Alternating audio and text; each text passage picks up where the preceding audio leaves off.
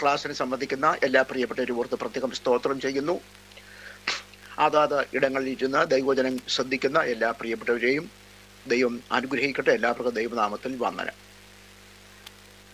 നമ്മുടെ കർത്താവിന്റെ ദാസൻ നമ്മുടെ ഷാജു ഉത്തരേന്ത്യയിലാണെന്നുള്ള കാര്യം അറിഞ്ഞു. ഇന്ന് പിന്നെ അറിഞ്ഞു. പോയ ഇടത്തൊക്കെ അവരുടെ പ്രവർത്തനവും അവരുടെ ശുശ്രൂഷകളും വളരെ ഫലകരമായി തീരത്തക്കവണ്ണം നിങ്ങളുടെ പ്രാർത്ഥന അദ്ദേഹത്തിന് ഉണ്ടാകണം. നല്ല കാലാവസ്ഥയൊക്കെ അനുകൂലമായി തീരാൻ, മാത്രമല്ല പോയ കാര്യങ്ങളൊക്കെ അതിൻ്റെതായ നിലയിൽ സഫലമാകാൻ കൂടെ നമുക്ക് പ്രത്യേകമായിട്ട് പ്രാർത്ഥിച്ചോണം. നമ്മൾ കഴിഞ്ഞ ദിവസങ്ങൾ നമ്മൾ പ്രാർത്ഥിച്ചു. ക്ലാസ്സിൽ സംബന്ധിച്ചത് രക്ഷയും അതിൻ്റേതായിരിക്കുന്ന അതിൻ്റെ രക്ഷാ തത്വശാസ്ത്രം, രക്ഷയുടെ ഭദ്രത, രക്ഷ ഉറപ്പാക്കുക, രക്ഷകനെ വേണ്ടതുപോലെ ബോധ്യപ്പെടുക. ആ രക്ഷ നമ്മൾ ഉറപ്പാക്കേണ്ടതായിട്ടുണ്ട്. അത് എന്താണെന്ന് ചോദിച്ചാൽ കുറച്ച് കഴിയുമ്പോൾ അതിൻ്റെ ആവശ്യമില്ലായിരുന്നു എന്നൊരു ചിന്ത വരരുത്.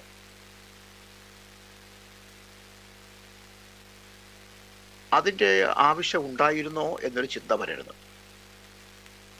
അതുകൊണ്ട് ഈ കാര്യത്തെക്കുറിച്ച് തികഞ്ഞ ഉറപ്പ് നമുക്കുണ്ടായിരിക്കണം. അപ്പം രക്ഷ പഴയ നിയമത്തിൽ ഉണ്ടോ? പഴയ നിയമത്തിൽ രക്ഷയുണ്ട്, പുതിയ നിയമത്തിലും രക്ഷയുണ്ട്. പഴയ നിയമത്തിലെല്ലാം തന്നെ നിഴൽ രൂപത്തിലാണ്. നിഴൽ. പുതിയ നിയമത്തിലാണ് അത് ഉറപ്പിച്ച് നമുക്ക് തരുന്നത്. പഴയ നിയമത്തിൽ കാണുന്നതെല്ലാം തന്നെ നിഴൽ രൂപത്തിലാണെന്നുള്ള കാര്യം നമ്മൾ ഓർക്കണം.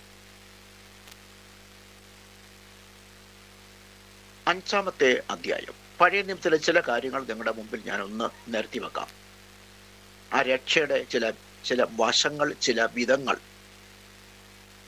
ഹാനോക്ക് കുറെ നാൾ ഈ ഭൂമിയിലായിരുന്നു. ഈ ഭൂമിയിലെ ജീവിതത്തിൽ എല്ലാവർക്കും മാനസികമായ പിരിമുറുക്കവും സംഘർഷവും ഉണ്ടാകാം. മാനസിക പിരിമുറുക്കം, മാനസിക സംഘർഷം, മാനസികമായിട്ട് തളരുന്ന അനുഭവം, മാനസികമായി വളരെ ബുദ്ധിമുട്ടുന്ന സാഹചര്യം,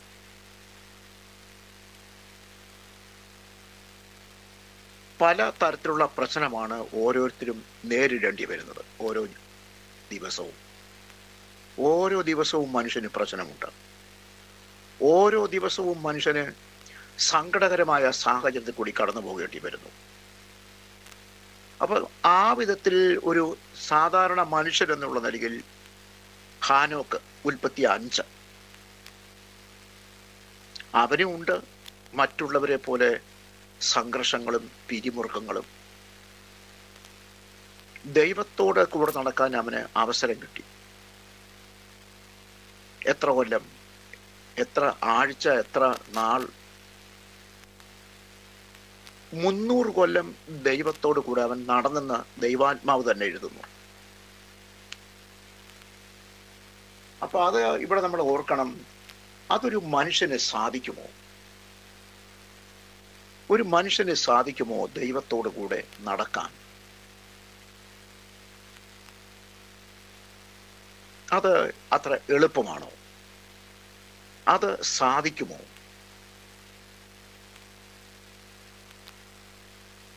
സാധാരണ ഒരു മനുഷ്യനാണ്.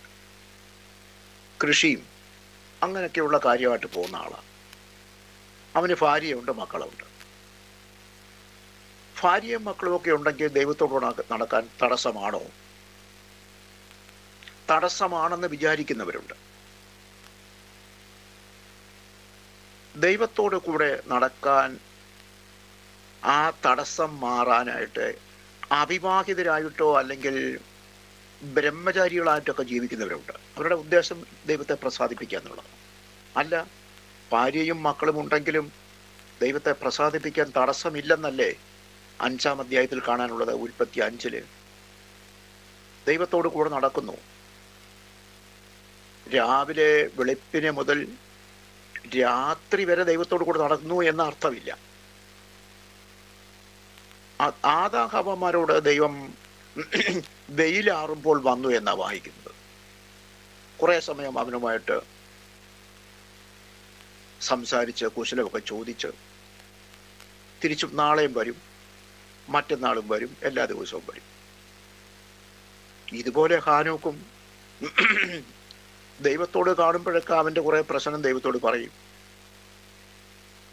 അവൻ്റെ വിഷമങ്ങൾ പറയും, അന്നത്തെ അനുഭവങ്ങൾ പറയും, ഇന്ന് എന്തെല്ലാം ഉണ്ടായെന്ന് പറയും,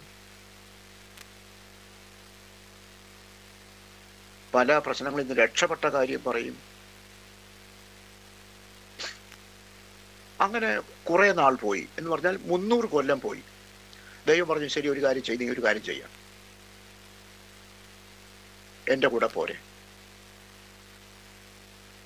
ഇന്ന് ഞാൻ മടങ്ങി പോകുമ്പോൾ നീ എൻ്റെ കൂടെ വരണം. ഞാൻ ഇന്ന് മടങ്ങി പോകുമ്പോൾ എൻ്റെ കൂടെ നീ വരണം. അവനെ കൊണ്ടുപോയി.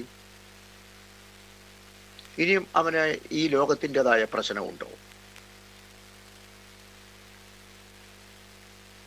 ഈ ലോകത്തിൻ്റെ പ്രശ്നം ഇനി അവനുണ്ടോ? ഭക്ഷണ പ്രശ്നമുണ്ടോ? തൊഴിൽ പ്രശ്നമുണ്ടോ? കൃഷി കാര്യങ്ങൾ നോക്കാനുള്ള പ്രശ്നമുണ്ടോ? മറ്റെന്തെങ്കിലും പ്രശ്നമുണ്ടോ? അല്ല, ഞാൻ തന്നെ വരുന്നില്ല, എൻ്റെ ഭാര്യയും കുട്ടികളെ കൂടെ ഒന്ന് പരിഗണിക്കാമോ? അവരുടെ വരട്ടെ എൻ്റെ കൂടെ. ഇതൊന്നും അല്ല അവന് പ്രശ്നമല്ല. അവനെ സ്വർഗത്തിലേക്ക് കൊണ്ടുപോയെന്നാണ് വായിക്കുന്നത്. ഒരു രക്ഷയുടെ ഒരു പരിപാടിയാണ് രക്ഷ, ഒരു രക്ഷാ പദ്ധതിയാണ്. ഒരു സമ്പൂർണമായ രക്ഷയുടെ ചിത്രം നമുക്കിവിടെ തരിക 5-ാം അധ്യായത്തിൽ. അപ്പൊ അതിന് ഈ 5-ാം അധ്യായത്തില് അവനെ ഒരു രക്ഷയുടെ ഒരു പരിപൂർണ പദ്ധതി അവരിൽ നിറവേറി എന്ന് പറയുമ്പോൾ ഒരു സമ്പൂർണമായ രക്ഷാ പദ്ധതി അവരിൽ നിറവേറി. ഈ ലോകത്തിൻ്റെതായ ഒരു പ്രശ്നവും ഒന്നും അവനിനിയില്ല. അപ്പൊ അതിന് നമ്മൾ ചോദിക്കും, അവൻ മാനസാന്തരപ്പെട്ടോ? അവൻ രക്ഷാനിർണയം പ്രാപിച്ചോ? അവൻ വീണ്ടും ജന്മം പ്രാപിച്ചോ? ഇങ്ങനെയൊക്കെയുള്ള ചോദ്യമുണ്ടാകാം. പക്ഷേ അത് അല്ല. രണ്ടുപേര് തമ്മിൽ ഒത്തിട്ടല്ലാതെ ഒന്നിച്ച് നടക്കാൻ പറ്റുമോ? അവർ തമ്മിൽ രമ്യമായി ദൈവത്തോട് ചേർന്ന് നടക്കാൻ കഴിയാതെ വണ്ണം അവന് പ്രശ്നമൊന്നുമില്ല. അങ്ങനെ പാപത്തിനും അവൻ്റെ ജീവിതത്തിലെ എല്ലാ ചരികൾക്കും വ്യത്യാസം വന്നെങ്കിലേ ദൈവത്തോട് ചേർന്ന് നടക്കാനാകൂ എന്നുള്ള കാര്യം ഓർക്കണം. അല്ലെങ്കിൽ പിന്നെ വേറെ ആർക്കും സാധിച്ചില്ലല്ലോ. ഒരു ബുദ്ധിമുട്ടും അവനില്ല ദൈവത്തോട് കൂടെ നടക്കാൻ. നമുക്ക് തത്തുല്യമായ വേദഭാഗം ലൂക്കോസിന്റെ സുവിശേഷം 24-ാം അധ്യായത്തിലുണ്ട്. ലൂക്കോസ് 24. 2 സഹോദരന്മാര് അവർ യെരുശലേമിൽ നിന്ന് എമ്മൗസിലേക്ക് പോകുകയാണ്. അവിടെ ഹാനോക്ക് ദൈവത്തോട് കൂടെ നടന്നു എന്നാ വായിക്കുന്നത്. 300 കൊല്ലം നടക്കാൻ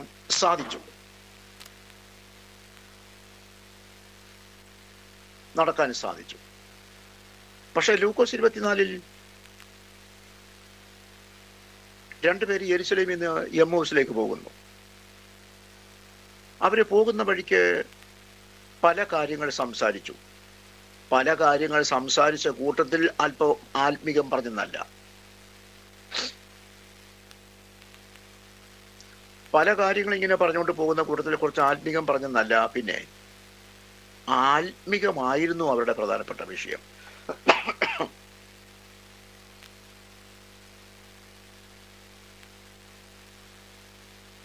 ഉയർത്തെഴുന്നേറ്റ ക്രിസ്തുവിനെ കുറിച്ചുള്ളതായ കാര്യങ്ങളൊക്കെയാണ് പറഞ്ഞുകൊണ്ട് പോയത്.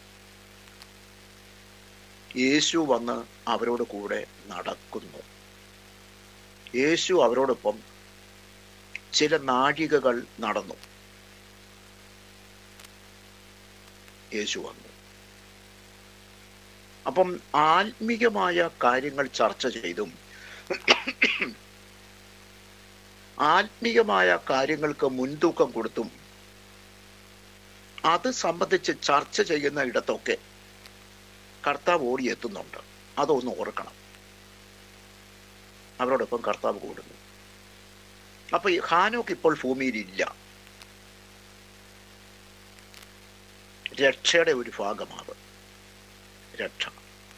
ദൈവത്തോട് ചേർന്ന് നടക്കാൻ, ദൈവത്തോട് സഹകരിക്കാൻ, ദൈവത്തോട് ഉറ്റ ബന്ധം പുലർത്താൻ, ദൈവത്തോട് അങ്ങനെ ചേർന്ന് നടക്കാനുള്ള മനസ്സ് വെച്ചവനെ ഈ ലോകത്തിൽ നിന്ന്, ഈ പ്രശ്നമുള്ള ലോകത്തിൽ നിന്ന്,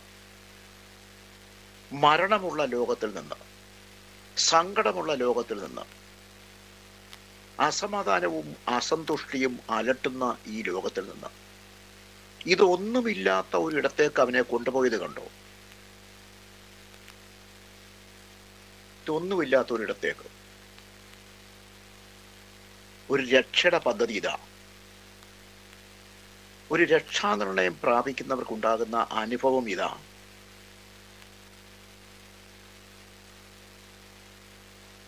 അല്ല, പക്ഷേ രക്ഷിക്കപ്പെടുമ്പോൾ നമ്മിൽ എന്താണ് വാസ്തവത്തിൽ സംഭവിക്കുന്നത്? നമ്മിൽ എന്ത് സംഭവിക്കുന്നു? ഒരുത്തൻ രക്ഷിക്കപ്പെടുമ്പോൾ വാസ്തവത്തിൽ അവനിൽ എന്താണ് ഈ സംഭവിക്കുന്നത്? ശരീരത്തിന് എന്തെങ്കിലും മാറ്റം സംഭവിക്കുന്നുണ്ടോ? ശരീരത്തിന് മാറ്റം സംഭവിക്കുന്നില്ല. നമ്മുടെ സ്വഭാവത്തിന്, ശൈലിക്ക് ആകമാനം മാറ്റം വന്നു.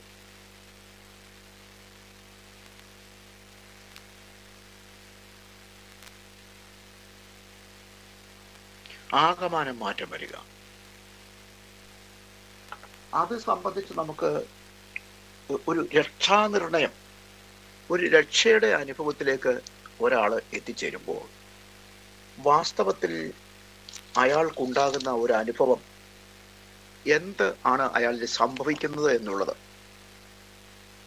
ഇവിടെ അപ്പോസ്തലനായ പൗലോസ് എഫെസ്യ സഭയ്ക്ക് എഴുതിയ ലേഖനത്തിൽ, അല്ലെങ്കിൽ എഫെസോസ് സഭയ്ക്ക് എഴുതിയ ലേഖനത്തിൽ 2-ാമത്തെ അധ്യായത്തിൽ വായിക്കാനുണ്ട്.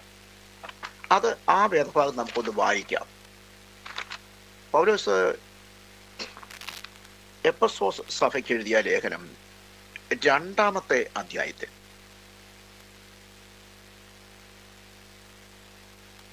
2-ാമത്തെ അധ്യായത്തിന്റെ 3-ാമത്തെ വാക്യം നമുക്ക് വായിക്കാം. അതൊരു വലിയ ഒരു നീണ്ട വാക്യമാവും, 3-4 വാക്യങ്ങൾ. അവരുടെ ഇടയിൽ നാം എല്ലാവരും മുൻപേ നമ്മുടെ ജഡമോഹങ്ങളിൽ നടന്ന് ജഡത്തിനും മനോവികാരങ്ങൾക്കും ഇഷ്ടമായത് ചെയ്തും കൊണ്ട് മറ്റുള്ളവരെ പോലെ പ്രകൃതിയാൽ കോപത്തിന്റെ മക്കളായിരുന്നു. കോപത്തിന്റെ മക്കൾ. എനിക്ക് ഒന്ന് വരിക. അപ്പൊ കോപത്തിന്റെ മക്കൾ. രക്ഷയുടെ അനുഭവത്തിൽ വരാത്തവരെ എന്ത് വിളിക്കാം? രക്ഷയുടെ അനുഭവത്തിൽ വരാത്തവരെ വിളിക്കുന്ന പേര് കോപത്തിന്റെ മക്കളെന്നാണ്. യോഹന്നാന്റെ സുവിശേഷത്തിൽ പറയുന്നു അവര് പിശാചിന്റെ മക്കളെന്ന്. പിശാചിന്റെ മക്കൾ. ഇവിടെ കോപത്തിന്റെ മക്കൾ. മുമ്പേ നാം ജഡമോഹങ്ങളിൽ നടന്നു. ജഡമോഹത്തിനും മനോവികാരങ്ങൾക്കും ഇഷ്ടമായത് ചെയ്തുകൊണ്ട് മറ്റുള്ളവരെ പോലെ പ്രകൃതിയാൽ കോപത്തിന്റെ മക്കൾ ആയിരുന്നു. 4-ാമത്തെ വാക്യം വായിച്ചു. കരുണാസമ്പന്നനായ ദൈവമോ നമ്മെ സ്നേഹിച്ച മഹാസ്നേഹം നിമിത്തം അതിക്രമങ്ങളാൽ മരിച്ചവരായിരുന്ന നമ്മെ ക്രിസ്തുവിനോട് കൂടെ ജീവിപ്പിക്കുകയും കൃപയാൽ അത്രേ നിങ്ങൾ രക്ഷിക്കപ്പെട്ടിരിക്കുന്നു. ക്രിസ്തുയേശുവിൽ നമ്മെ കുറിച്ചുള്ള വാത്സല്യത്തിൽ തന്റെ കൃപയുടെ അത്യന്ത ധനത്തെ വരുംകാലങ്ങളിൽ കാണിക്കേണ്ടതിന് ക്രിസ്തുയേശുവിൽ അവനോട് കൂടെ ഉയർത്തെഴുന്നേൽപ്പിച്ചു സ്വർഗത്തിലിരുത്തുകയും ചെയ്തു. കൃപയാൽ. മതി. Thank you. അപ്പോ ഇപ്പോൾ നമ്മൾ എവിടെയായിരിക്കുന്നത്? രക്ഷിക്കപ്പെട്ടൊരു വ്യക്തിയെ ഇപ്പോൾ എവിടെ ദൈവം ഇരുത്തിയിരിക്കുന്നു? ഞാൻ വായിച്ചല്ലോ, ഹാനോക്കിനെ സ്വർഗ്ഗത്തിലിരുത്തി. സ്വർഗത്തിലേക്ക് കൊണ്ടുപോകും. കരുണാസമ്പന്നനായ ദൈവമോ നമ്മെ സ്നേഹിച്ച മഹാസ്നേഹ നിമിത്തം അന്ധകാരത്തിന്റെ അധിപതിയിൽ നിന്ന് വിടുവിച്ച് സ്നേഹസ്വരൂപനായ പുത്രന്റെ രാജ്യത്തിൽ നമ്മെ ആക്കി വെച്ചു. പുത്രന്റെ രാജ്യത്തിൽ ഇവിടെ ക്രിസ്തുവേശുവിൽ അവനോട് കൂടെ ഉയർത്തെഴുന്നേൽപ്പിച്ചു. സ്വർഗത്തിൽ ഇരുത്താം എന്നാണോ? സ്വർഗത്തിൽ ഇരുത്താമെന്നാണോ?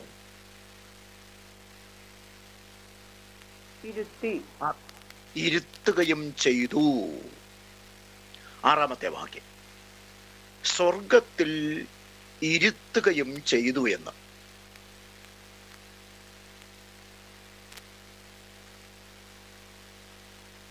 അതേസമയം നമ്മൾ ഭൂമിയിലാണ്. ഇപ്പൊ നമ്മൾ ഭൂമിയിലാണ്. നമ്മളിപ്പോൾ അതാത് അവരുടെ വീടുകളിലാണ് അക്ഷരികമായിട്ട് നോക്കിയാൽ. പക്ഷെ ആത്മികമായിട്ട് ദൈവം നമ്മളെ സ്വർഗത്തിൽ ഇരുത്തിയിരിക്കുകയാണ്. ഒരു സീറ്റ് നമുക്കവിടെ ബുക്ക് ചെയ്തിട്ടു. ബുക്ക് ചെയ്തെന്ന് മാത്രമല്ല, അവിടെ ഇരുത്തിയിരിക്കുക. നമ്മൾ റെയിൽവേയിലൊക്കെ ടിക്കറ്റ് ബുക്ക് ചെയ്യാറുണ്ട്. റെയിൽവേയിൽ ടിക്കറ്റ് 1 മാസം മുമ്പോ 2 മാസം മുമ്പോ 3 മാസം മുമ്പോ ബുക്ക് ചെയ്യുന്നു. കാശു അടച്ചു, എല്ലാം ശരിയാക്കി, ടിക്കറ്റ് കൺഫർമേഷനുമായി. എപ്പോഴായിരിക്കാൻ പറ്റുന്നറിയാം? ആ സീറ്റില് 3 മാസം മുമ്പ് കാശടച്ചു. ഇതിനിടയ്ക്ക് ടിക്കറ്റ് സീറ്റ് നമ്പർ കിട്ടി, എല്ലാം കിട്ടി, റിസർവേഷൻ നമ്പർ അത് കിട്ടി, ബെർത്ത് എല്ലാം ഉറപ്പാക്കി. നമുക്ക് അതിന് മുമ്പ് പോയിട്ട് അവിടെ നിന്ന് ഇരിക്കാൻ പറ്റുമോ?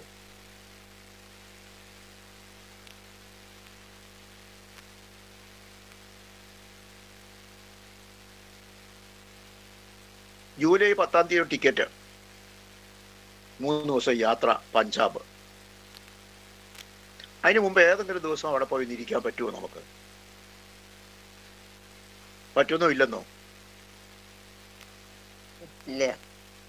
ഇല്ല, സാധിക്കത്തില്ല. നമുക്ക് ആ ട്രെയിനിന്റെ അതിൽ കയറി ഇടയ്ക്ക് അതിലേക്കാണ് പോകുമ്പോൾ കയറി വന്ന് ആ സീറ്റൊക്കെ ഒന്ന് കാണാം. പക്ഷെ ചിലപ്പോൾ അന്ന് ആ ട്രെയിൻ അല്ലായിരിക്കും. ആ നിശ്ചയിക്കപ്പെട്ട സമയത്ത് മാത്രമേ നമുക്ക് പൂർണ്ണ അധികാരത്തിൽ 3 ദിവസം പൂർണ്ണ അധികാരത്തിൽ ആ ബെർത്ത് നമുക്ക് ലഭിക്കൂ. പൂർണ്ണ സ്വാതന്ത്ര്യത്തോടെ ജൂലൈ 10-ാം തീയതി മാത്രം നമുക്ക് പൂർണ്ണ സ്വാതന്ത്ര്യത്തിൽ കിട്ടി. അതിനു മുമ്പ് പ്ലാറ്റ്ഫോമിൽ നിന്ന് അത് കാണാമെന്നുള്ളതല്ലാതെ. പക്ഷെ ഇവിടുത്തെ സ്ഥിതി അതല്ല.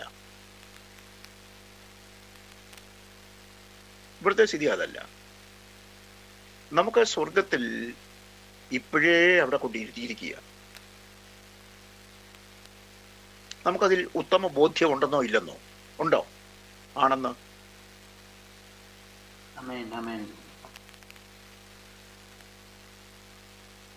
അതിൽ നമുക്ക് ഉത്തമ ബോധ്യം ഉണ്ടാകണം. സ്വർഗത്തിൽ ഇരുത്തുകയും ചെയ്തെന്ന്. ആരിരുത്തിയെന്ന?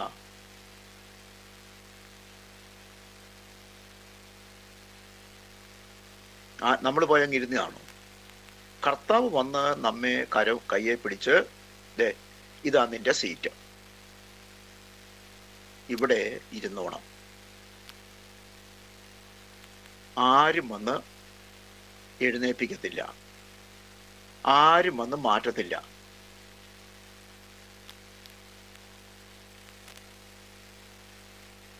ഒറ്റ ആളും എഴുന്നേറ്റ് മാറാൻ പറയത്തില്ല. ഇപ്പോൾ തന്നെ നമ്മെ സ്വർഗത്തിൽ ഇരുത്തിയിരിക്കുകയാണ്, ഇരുത്തുകയും ചെയ്തു.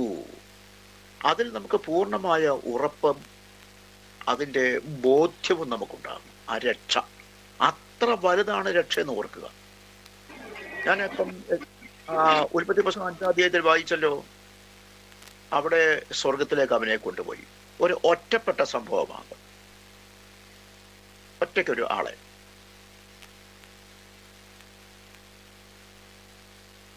ഒറ്റയ്ക്കൊരാളെ അങ്ങോട്ട് കൊണ്ടുപോയി, അവൻ മാത്രം. അപ്പൊ ഹാനോക്ക് സ്വർഗത്തിലെത്തിയപ്പോൾ എല്ലാ ഭാഗത്തും നോക്കിയിട്ടും തന്നെ പോലൊരാളെ അവിടെ കാണാനില്ല.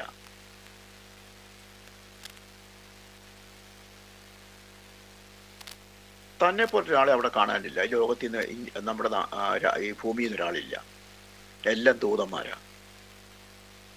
പിന്നെ ദൈവം ഒരാളെ, എന്നെ പോലൊരാളെ ഒന്ന് കാണാൻ കിട്ടിയെങ്കിൽ കൊള്ളായിരുന്നു. നമ്മളിപ്പോൾ ഉത്തരേന്ത്യയില് നേപ്പാളിലോ അല്ലെങ്കിൽ ഭൂട്ടാനിലോ പോയെന്നിരിക്കട്ടെ, നമ്മൾ ആകെപ്പാടെ നമ്മളെ കണ്ണെല്ലായിടത്തും ഒന്ന് നോക്കും. എന്തിനെന്നറിയാമോ? നമ്മെ പോലെ മലയാളം പറയുന്ന ആരെങ്കിലും ഇത് കാണാൻ കിട്ടുമോന്ന്.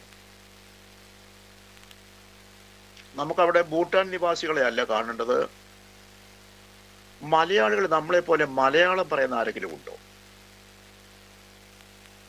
നമ്മൾ അന്വേഷിക്കും. നമുക്ക് ഹൃദയം തുറന്നൊന്ന് സംസാരിക്കാമല്ലോ.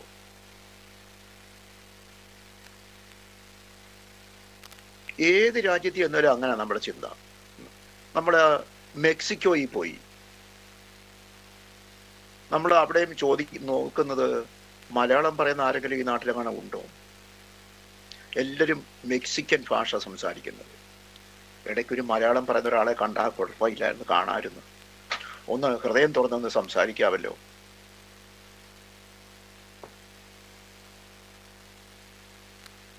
ഇവിടെ ഒരു പക്ഷേ ഹാനോക്കും അങ്ങനെ ആയിരിക്കും. ഒരു തന്നെ പോലൊരാളെ ഒന്ന് കാണാൻ കിട്ടിയെങ്കിൽ.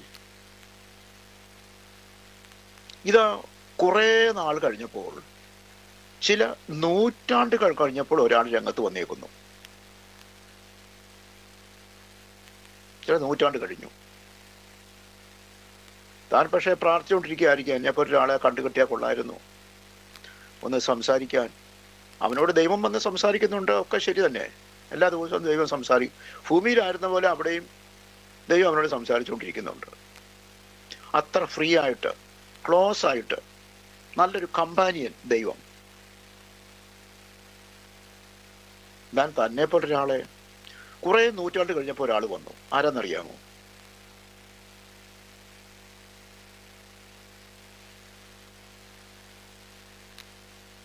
ഏതാനും നൂറ്റാണ്ട് അങ്ങനെ അങ്ങോട്ട് പോയി. പെട്ട സമയം പോയത് അറിഞ്ഞില്ല.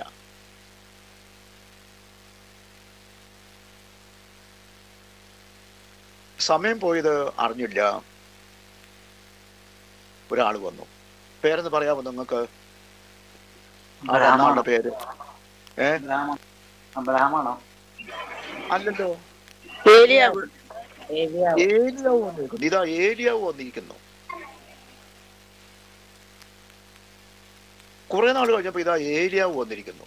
സന്തോഷമായി, സന്തോഷം.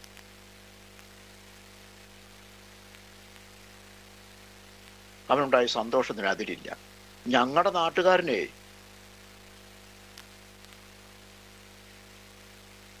അതേ ഭാഷ സംസാരിക്കുന്ന ആ നാട്ടുകാരനൊരുത്തം വന്നേക്കുന്നു. സന്തോഷം.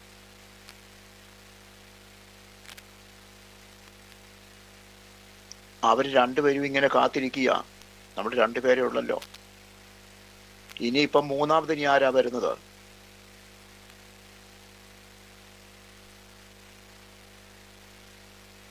മൂന്നാമത് ആര് വരും? അപ്പൊ വന്നേക്കുന്ന മൂന്നാമതൊരാള്.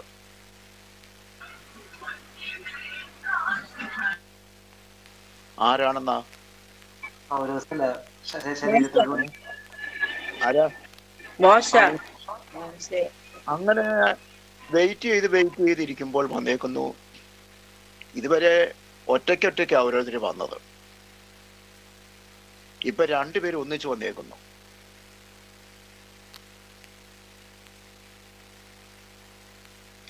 ഇതുവരെ വന്നതൊക്കെ ഒറ്റയ്ക്കൊറ്റയ്ക്ക് ഓരോരുത്തർ വന്നത്. ഇപ്പൊ രണ്ടുപേരും ഒന്നിച്ച്. ആരാണെന്നാ?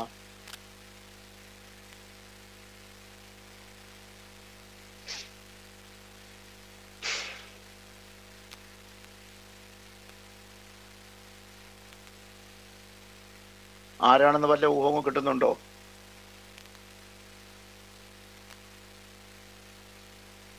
ഒന്ന് ആലോചിച്ചാൽ കിട്ടാവുന്നേ ഉള്ളൂ.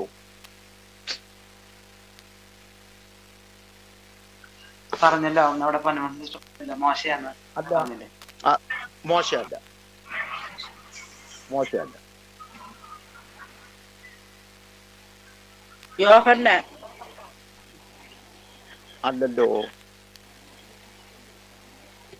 പിന്നെ വന്നത് നമ്മുടെ കർത്താവായ യേശുവും അവന്റെ കൂടെ ഒരു കള്ളനും കൂടാ. ആമേൻ. Praise the Lord. കർത്താവായ യേശു ഇത് കള്ളന്റെ തോളത്ത് കൈയിട്ട് യേശു വന്നേക്കുന്നു.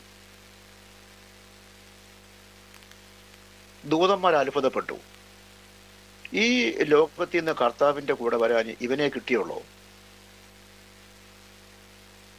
ഇങ്ങനൊരു മനുഷ്യനെയാണോ ഇവിടെ കർത്താവ് കൊണ്ടുവന്നത്? അവന്റെ ജീവിതത്തിന്റെ സിംഹഭാവവും മോഷണത്തിനും കൊലപാതകത്തിനും അടിപിടിക്കൊക്കെ നിന്ന ആ മനുഷ്യൻ ഇവിടെ ഇതാ കൊണ്ടുവന്നേക്കുന്നു. ഇനിയിപ്പോ ഇവിടെയും വല്ല അടിപിടി ഉണ്ടാക്കുവോ?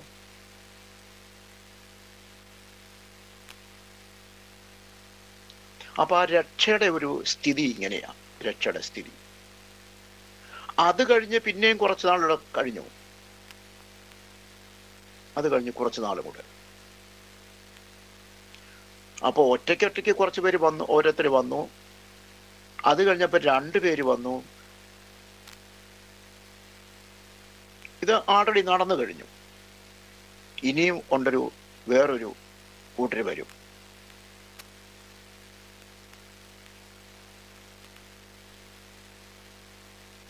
അത് 5-10 പേരല്ല, ഒരു വലിയ സംഘം ഒന്നിച്ചിങ്ങോട്ട് വന്ന് കയറുക. കർത്താവിന്റെ സഭയുടെ ഉൾപ്രാപണം, ഒന്നിച്ച വലിയ കൂട്ടം. അപ്പൊ ഇതൊക്കെ ഈ രക്ഷയായിട്ടുള്ള ബന്ധത്തിൽ പെട്ട കാര്യങ്ങളാണ്. നമ്മൾ എഫെസ്യ ലേഖനം 2-6 വാക്യത്തിൽ വായിച്ചല്ലോ. ഇപ്പോൾ ആത്മികമായിട്ട് നമ്മെ സ്വർഗത്തിൽ ഇരുത്തുകയും ചെയ്തെന്ന്.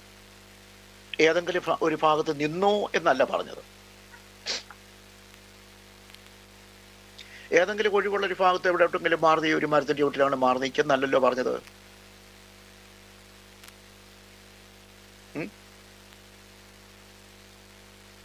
എവിടെങ്കിലും സൗകര്യമുള്ള സ്ഥലത്ത് തണല് പറ്റി മാറി നിന്നോ എന്നല്ല പറഞ്ഞത്. അവിടെ ഇരുത്തുകയും ചെയ്തു. എത്ര മനോഹരമായിരിക്കുന്ന, എത്ര അതിശയകരമായ കാര്യമാണെന്ന് നോക്കിക്കേ.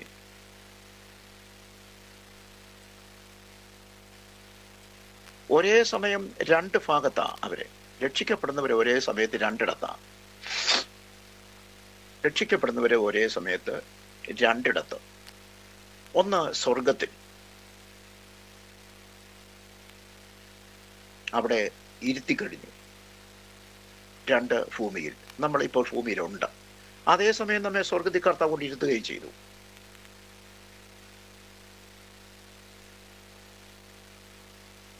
ഒന്ന് സ്വർഗത്തിൽ നമ്മളെ ഇരുത്തി, അതേസമയം തന്നെ നമ്മൾ ഭൂമിയിലൂടെ ഉണ്ട് താനും. നമ്മളെ കൊണ്ട് ചില്ലറ കാര്യങ്ങളൊക്കെ ദൈവത്തിന് ചെയ്യിക്കാനുണ്ട്. നമ്മളെ കൊണ്ട് ദൈവം ഉദ്ദേശിക്കുന്ന ചില കാര്യങ്ങൾ ചെയ്തു കഴിയുമ്പോൾ നമ്മൾ ഭൂമിയിൽ നിന്ന് അങ്ങ് മാറും. പിന്നെ നമ്മൾ സ്വർഗത്തിലേക്കാണ്. ഇതാണ് അതിൻ്റെ സ്ഥിതിവിശേഷം. അപ്പൊ ഞാൻ 5-ാം അധ്യായം നിങ്ങളുടെ മനസ്സിൽ നിന്ന് പോകരുത്. ഹാനോക്ക് എത്ര ഫ്രീ ആയിട്ട് അവനങ്ങ് പോയെന്നാ. 1-2 മണിക്കൂറെ ലൂക്കോസിന്റെ സുവിശേഷം 24-ാം അധ്യായത്തിൽ യെരുശലേമിൽ നിന്ന് എമ്മൗസിലേക്ക് പോകുന്ന 2 പേര്. അവരോട് കൂടെ യേശു ചേർന്ന് നടന്നെന്ന് ഉദ്ദേശിച്ച വീട്ടിലെത്തുന്നവരെ യേശു കൂടെ ഉണ്ടായിരുന്നു. ആ 2 പേരെന്തോ പ്രത്യേക കാര്യത്തിന് വേണ്ടി എമ്മൗസിലേക്ക് പോവുകയാണ്. അവർക്കെന്തോ മനസ്സിൽ ഒരു പ്രോഗ്രാമുണ്ട്. പക്ഷെ അവർ പോകുന്ന വഴിക്ക് ലൂക്കോസ് 24 ഈ ലോകത്തിൻ്റെതായ എന്തെങ്കിലും കാര്യങ്ങളല്ല സംസാരിച്ചുകൊണ്ടിരുന്നത്. ഈ നാട്ടിലെ നെല്ലിൻ്റെ വിലയോ മറ്റേതെങ്കിലും കാർഷിക ഉൽപ്പന്നങ്ങളുടെ വില നിലവാരമോ ഇടിഞ്ഞതോ ഒന്നും അല്ലല്ലോ സംസാരിച്ചത്. യേശുക്രിസ്തുവിൻ്റെ ഉയർപ്പുമായിട്ട് ബന്ധപ്പെട്ട കാര്യങ്ങളാണ് അവരെ സംസാരിച്ച് ചർച്ച ചെയ്ത് മുന്നോട്ട് പോയത്.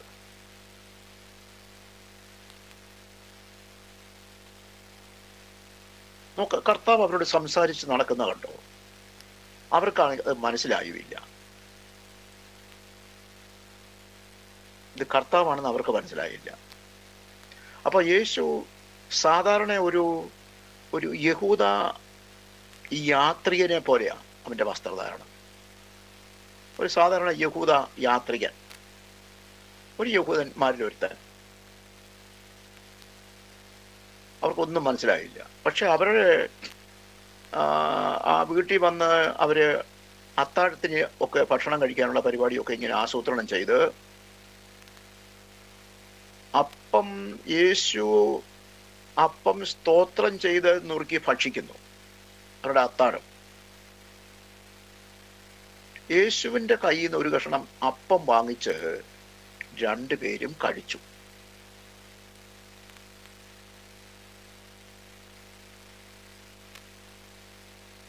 അപ്പം ഭക്ഷണത്തിനിരുന്നു. ഇവിടെയൊക്കെ ഓരോരോ പാഠങ്ങൾ നമുക്ക് പഠിക്കാനുണ്ട്.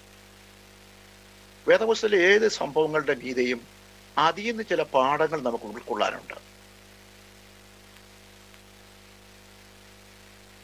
അന്ന് അവരുടെ ഗസ്റ്റ് യേശുവാണ്. അത്താഴത്തിനിരുന്നു. ആര് സ്തോത്രം ചെയ്തെന്ന ഭക്ഷണത്തിന് വേണ്ടി?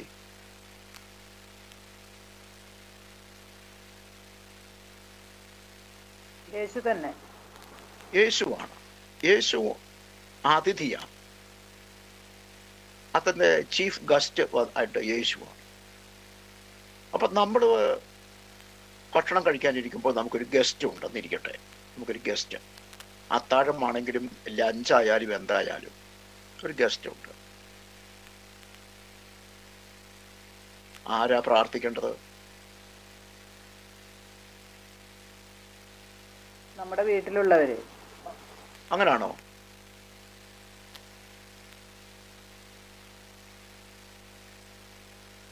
ഈ രണ്ടുപേര് പറഞ്ഞു, യേശുവിനോട് പറഞ്ഞു, നീ ഒന്ന് സ്തോത്രം ചെയ്തേ ഭക്ഷണം.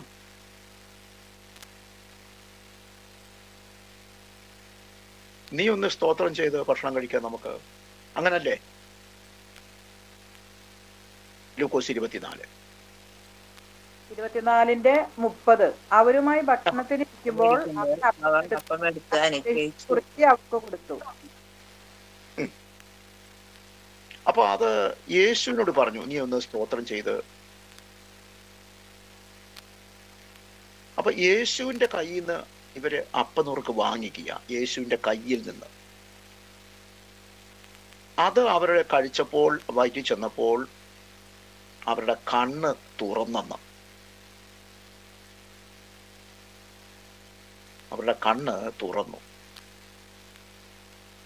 അപ്പൊ നമ്മുടെ കണ്ണ് തുറക്കണമെങ്കിൽ യേശുവിനോട് ചിലത് വാങ്ങണം. യേശുവിൻ്റെ കയ്യിലുള്ളത് നമുക്ക് കിട്ടുമ്പോഴേ നമ്മുടെ കണ്ണ് വേണ്ടതുപോലെ തുറക്കുകയുള്ളൂ. എൻ്റെ കണ്ണുകളെ, നിന്റെ ന്യായപ്രമാണം എൻ്റെ കണ്ണുകളെ തുറക്കണം എന്ന് ദാവീദ് പ്രാർത്ഥിക്കുന്നു. അവരുടെ കണ്ണ്, ഇരുവരുടെയും കണ്ണ് തുറന്നു. അപ്പോഴത്തേക്ക് യേശു അങ്ങ് അപ്രത്യക്ഷമായി. അവർക്ക് മനസ്സിലായി, ഇത് നമ്മോടൊപ്പം ഉണ്ടായിരുന്നത് യേശു ആയിരുന്നല്ലോ. അവർക്ക്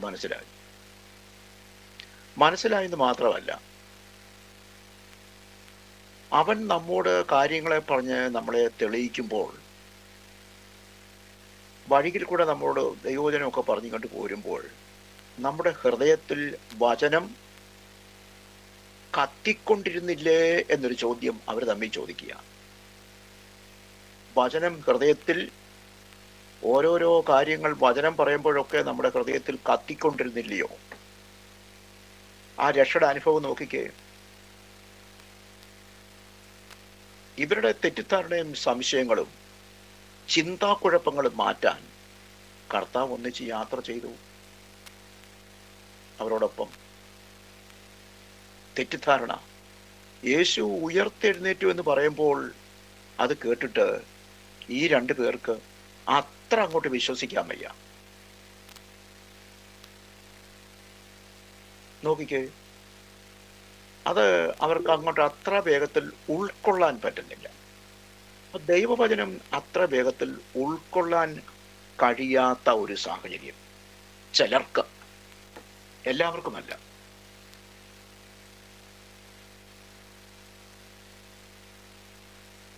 അത് ഉൾക്കൊള്ളാൻ കർത്താവിനാണെങ്കിൽ അത് താല്പര്യമില്ല. ഉൾക്കൊള്ളണം, സംശയം കൂടാതെ വിശ്വസിക്കണം. ആ കൂട്ടരോട് കർത്താവ് പറഞ്ഞ വാക്കൊന്ന് ശ്രദ്ധിക്കണം. 24-ാം അധ്യായത്തിൽ തിരുവെഴുത്തിൽ പറയുന്ന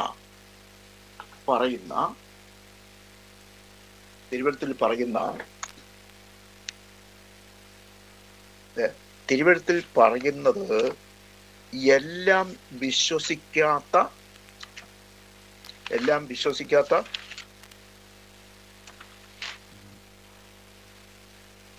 മന്ദബുദ്ധികളെ എന്ന് കർത്താവ് അവരെ വിളിക്കുന്നു.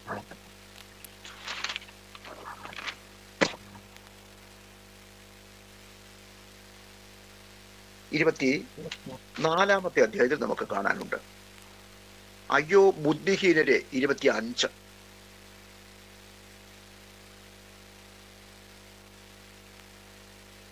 അയ്യോ ബുദ്ധിഹീനരെ, അയ്യോ ബുദ്ധിഹീനരെ, പ്രവാചകന്മാർ പറഞ്ഞിരിക്കുന്നതെല്ലാം വിശ്വസിക്കാത്ത മന്ദബുദ്ധികളെ, ക്രിസ്തു ഇങ്ങനെ കഷ്ടം അനുഭവിച്ചിട്ട് തന്റെ മഹത്വത്തിൽ കടക്കേണ്ടതല്ലയോ എന്ന് പറഞ്ഞു. മോശ തുടങ്ങി സകല പ്രവാചകന്മാരിൽ നിന്നും എല്ലാ തിരുവെഴുത്തുകളിലും തന്നെ കുറിച്ചുള്ളത് അവർക്ക് വ്യാഖ്യാനിച്ചു കൊടുത്തു. മതി. അപ്പൊ തിരുവെഴുത്തിൽ പറയുന്ന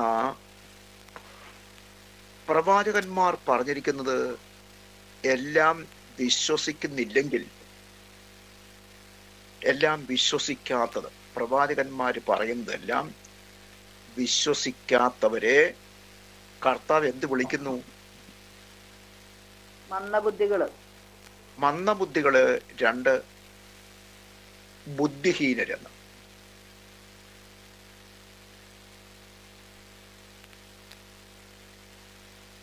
ഒന്ന് ബുദ്ധിഹീനർ, 24-ന്റെ 25. കർത്താവ് ഇത്രയും അവരോട് ചേർന്ന് നടന്നു. അവരുടെ തെറ്റിദ്ധാരണ മാറ്റാനാ. എന്തിനാ അവരോട് കൂടെ നടന്നത്?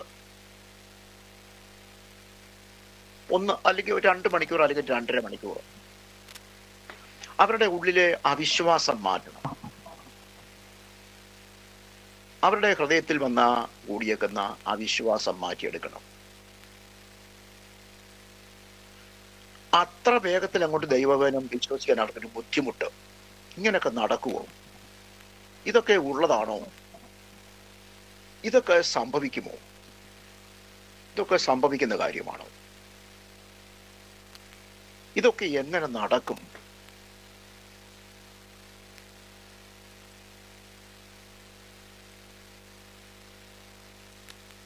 അങ്ങനൊരു ചിന്താഗതി അതിനെ മാറ്റിയെടുക്കുന്നതിൽ സാധിച്ചു. പ്രവാചകന്മാര് പറയുന്നത്, തിരുവെഴുത്തിൽ പറയുന്ന എല്ലാം വിശ്വസിക്കാത്ത, അപ്പൊ എല്ലാം വിശ്വസിക്കണം. പ്രവാചകന്മാര് പറയുന്നതൊക്കെ വിശ്വസിക്കണം. അതിനെ അവിശ്വസനീയമായി തോന്നരുത്.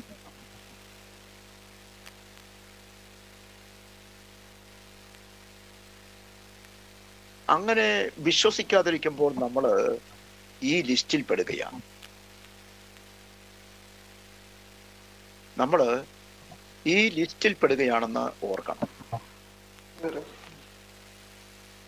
മന്ദബുദ്ധിയായി മാറുന്നു, നമ്മൾ ബുദ്ധിഹീനരായി മാറുന്നു. എന്നിട്ട് കർത്താവ് എന്ത് ചെയ്തു? മോശയുടെ പുസ്തകത്തിലും സങ്കീർത്തനങ്ങളിലും 24-ാം അധ്യായം 25-ാമത്തെ വാക്യം,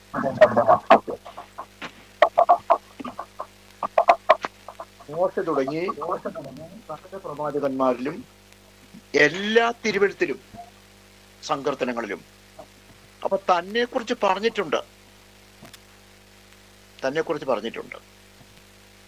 കുറിച്ച് പറഞ്ഞിരിക്കുന്നതൊക്കെ മോശ മുതൽ ഉള്ള പുസ്തകം എന്ന് പറഞ്ഞാൽ ഉൽപ്പത്തി മുതൽ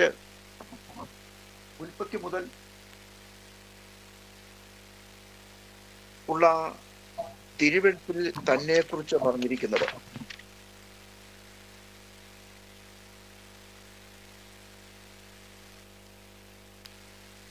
ഇതൊക്കെ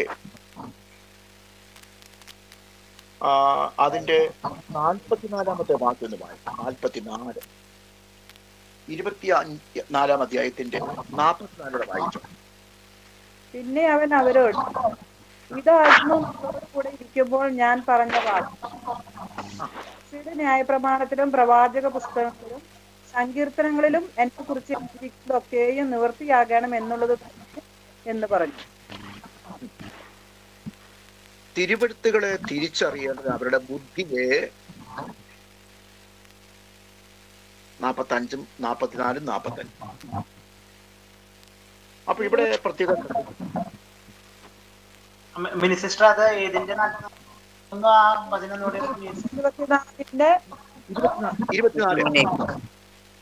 ഏതിലാണ്?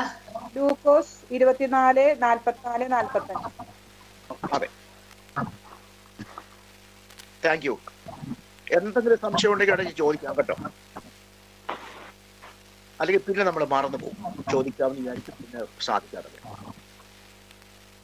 ലൂക്കോസിന്റെ സുവിശേഷം 24-ാമത്തെ അധ്യായത്തിലെ നമ്മൾ ഒന്ന് 27 നമ്മൾ വായിച്ചു. 27 മോശ തുടങ്ങി സകല പ്രവാചകന്മാരും എല്ലാ തിരുവെഴുത്തുകളിലും തന്നെ കുറിച്ചുള്ള വ്യാഖ്യാനം. അപ്പൊ പഴയ നിയമം മോശയുടെ പുസ്തകം എന്ന് പറയുന്നത് ഒന്നാമത്തെ 5 പുസ്തകം. അതാ മോശയുടെ പുസ്തകം എന്ന് പറയാം. ഉൽപ്പത്തി, പുറപ്പാട്, ലേവ്യ, സംഖ്യ, ആവർത്തനം.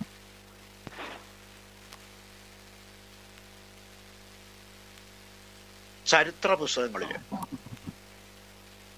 യോശുവ മുതലുള്ള ചരിത്ര പുസ്തകം, യോശുവ മുതല് ഇയ്യോബിന്റെ പുസ്തകം, എസ്തേർ വരെയുള്ള പുസ്തകം, ചരിത്ര പുസ്തകം. ഇനി സങ്കീർത്തനങ്ങളില്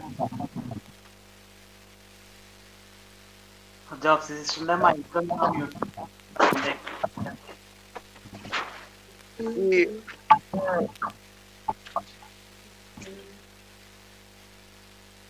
അപ്പൊ ഈ പുസ്തകങ്ങളിലൊക്കെ തന്നെ ആരെക്കുറിച്ച് എഴുതിയിട്ടുണ്ടെന്നാ?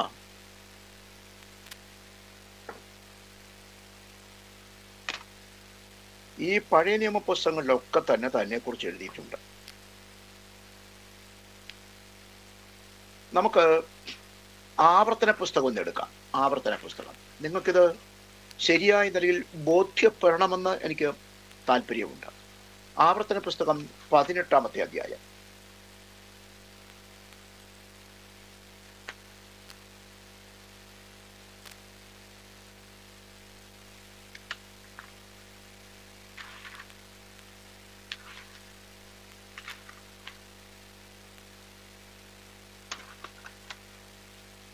ആവർത്തന പുസ്തകം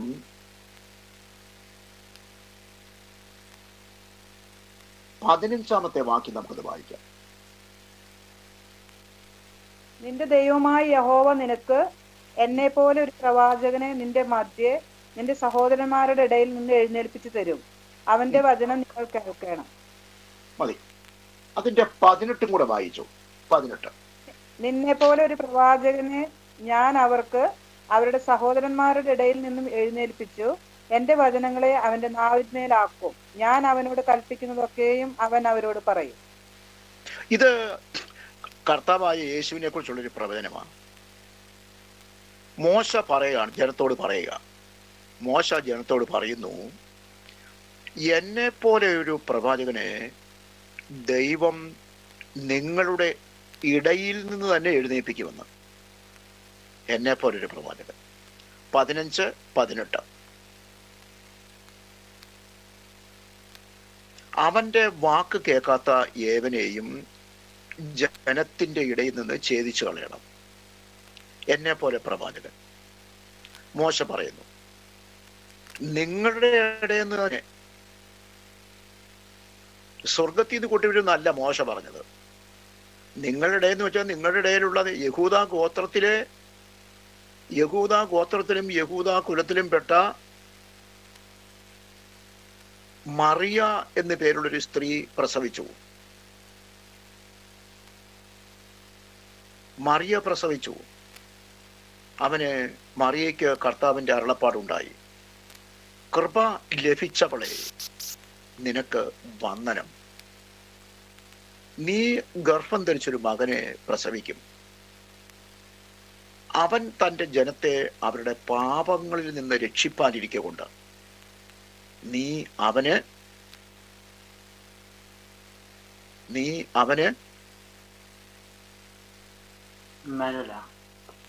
എന്നാണോ? നീ അവന് യേശുവെന്ന് പേര്. ദൂതം വന്ന് പറഞ്ഞതാ. ദൂതം വന്ന് പറഞ്ഞു അങ്ങനെ പേരിടണമെന്ന്. അപ്പൊ ഇത് തന്നെയാ ഇവിടെ മോശ പറഞ്ഞത്, നിങ്ങളുടെ ഇടയിൽ നിന്ന് തന്നെ ഒരുത്തനെ എഴുന്നേൽപ്പിക്കും ദൈവം, എന്നെ പോലൊരു പ്രവാചകനെ. അപ്പൊ മോശയുടെ വാക്ക് കേൾക്കാത്തവരെയൊക്കെ കല്ലെറിഞ്ഞ് കൊല്ലണമെന്ന് മോശ പറഞ്ഞില്ല. കല്ലെറിഞ്ഞ് കൊല്ലണമെന്ന് യേശു പറഞ്ഞില്ല. അല്ല, മോശ പറഞ്ഞില്ല. പക്ഷെ ഇനി ഉണ്ടാകാൻ പോകുന്ന പ്രവാചകന്റെ വാക്ക് കേട്ടില്ലെങ്കിൽ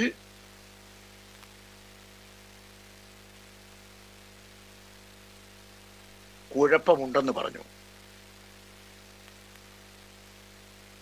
അതാ ഇവിടെ നമ്മുടെ കർത്താവ് പറഞ്ഞത്, ലൂക്കോസിന്റെ സുവിശേഷം 24 ഈ 2 സഹോദരന്മാരോട് പറഞ്ഞത്. മോശ തുടങ്ങി എല്ലാ പ്രവാചകന്മാരുടെ പുസ്തകത്തിൽ നിന്നും സങ്കീർത്തനങ്ങളിലും തന്നെക്കുറിച്ച് എഴുതിയിരിക്കുന്നത്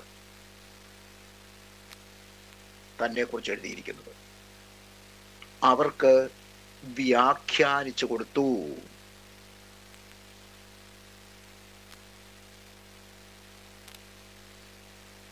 ആ 2 പേർക്ക് വ്യാഖ്യാനിച്ചു കൊടുത്തു. തന്നെക്കുറിച്ച് എഴുതിയിരിക്കുന്നത് സങ്കീർത്തി തന്നെക്കുറിച്ച് എഴുതിയിട്ടുണ്ട്. നമുക്ക് ഉദാഹരണം ഞാൻ പറയാം. 2-ാം സങ്കീർത്തനം. 2-ാം സങ്കീർത്തനത്തിൽ നമുക്ക് വ്യക്തമായ ഒരു വാക്ക്, ഒട്ടുമിക്ക സങ്കീർത്തനങ്ങളിലും അവനെക്കുറിച്ച് പറയുന്നുണ്ട്. ഞാൻ ചില വാക്കൊന്ന് വായിച്ച് നിങ്ങളെ കേൾപ്പിക്കാം. 2-ാം സങ്കീർത്തനം. നിങ്ങൾ വഴിയിൽ വെച്ച് നശിച്ചു പോകാതിരിക്കാൻ. 2-ാം സങ്കീർത്തനം എടുത്തോ. 12. വായിച്ചോ.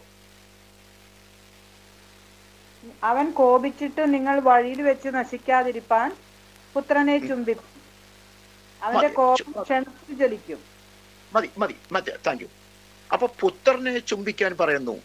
അങ്ങനെ ചെയ്തില്ലെങ്കിലോ നിങ്ങൾ വീണ് നശിച്ചു പോകും. ഇവിടെ ചുംബിക്കുക എന്നുള്ള വാക്കുകൊണ്ട് ഉദ്ദേശിക്കുന്നത് അവനുമായി നിരപ്പ് പ്രാപിക്കാനാ. കർത്താവായ യേശുവുമായിട്ട് നിരപ്പ് പ്രാപിച്ചോണം. അവനുമായിട്ടൊരു ബന്ധം സുസ്ഥിരമാക്കണം, സ്ഥാപിക്കണം. യേശുവുമായിട്ടുള്ള ബന്ധം ഉറപ്പ് വരുത്തണം. അതാണല്ലോ ചുംബിക്കുക എന്ന് പറഞ്ഞാൽ. അല്ലെങ്കിൽ നിങ്ങൾ നശിച്ചു പോകുമെന്ന് പറഞ്ഞത്. ഇനി 40-ാമത്തെ സങ്കീർത്തനം എടുക്കാം. 40-ാമത്തെ സങ്കീർത്തനം.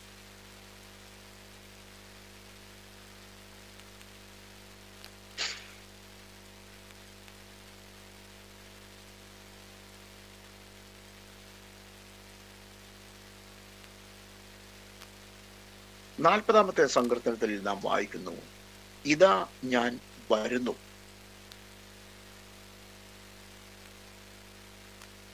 ഇതാ ഞാൻ വരുന്നു, പുസ്തകച്ചുരുളിൽ എന്നെ കുറിച്ച് എഴുതിയിരിക്കുന്നു.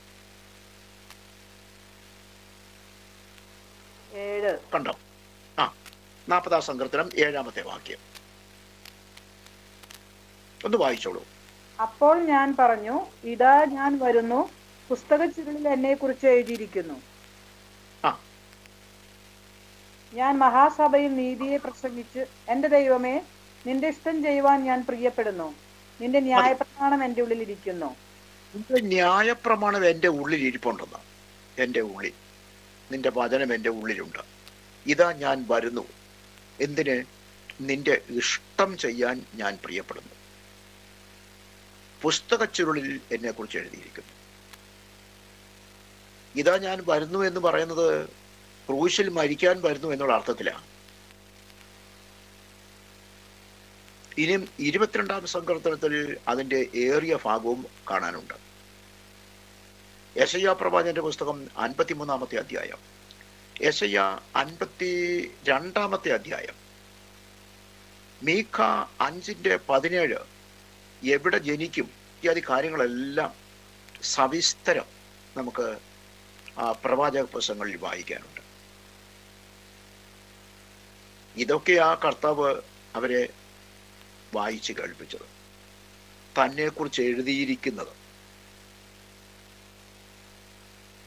എല്ലാം അവരെ ചൊല്ലി കേൾപ്പിച്ചു. അവർക്കത് ബോധ്യപ്പെട്ടു. അവരുടെ ചിന്താകുഴപ്പം മാറി. അവരുടെ ചിന്താകുഴപ്പം മുഴുവനായിട്ട് മാറി. അവരുടെ സംശയം മാറി.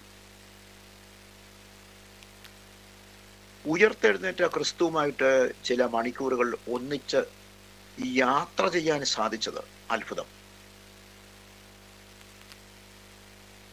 പെട്ടെന്ന് അപ്രത്യക്ഷമായി. 24-ാമത്തെ അധ്യായത്തിന്റെ പ്രത്യേകത ഏതാ? ലൂക്കോസ് 24. ഒടുക്കം നമ്മൾ 44-ാം വാക്യം വായിച്ചല്ലോ. സങ്കീർത്തനത്തിലും പ്രവാചക പുസ്തകങ്ങളിലും എന്താ സുവിശേഷത്തിൽ എന്ന് പറയാഞ്ഞത്?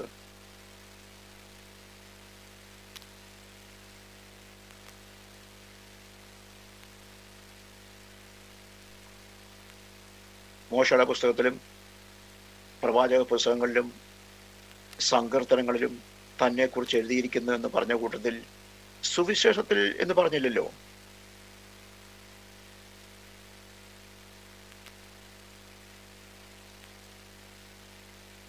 എന്താണ് അങ്ങനെ പറയാഞ്ഞത്?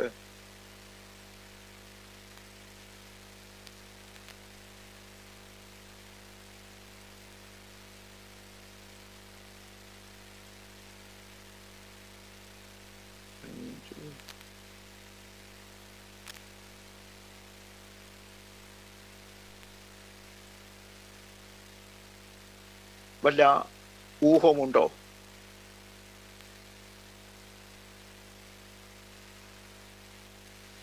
അവർ വിശ്വസിക്കാത്തത് കൊണ്ട് അല്ല. പക്ഷേ സുവിശേഷത്തിൽ എന്നെ കുറിച്ച് എഴുതിയിരിക്കുന്നു എന്ന് യേശു പറയാഞ്ഞത് ആ സമയത്ത് സുവിശേഷം എഴുതിയിട്ടില്ല. അതുകൊണ്ട് തന്നെ അന്ന് ഈ പഴയ നിയമ പുസ്തകം മാത്രമേ ഉള്ളൂ.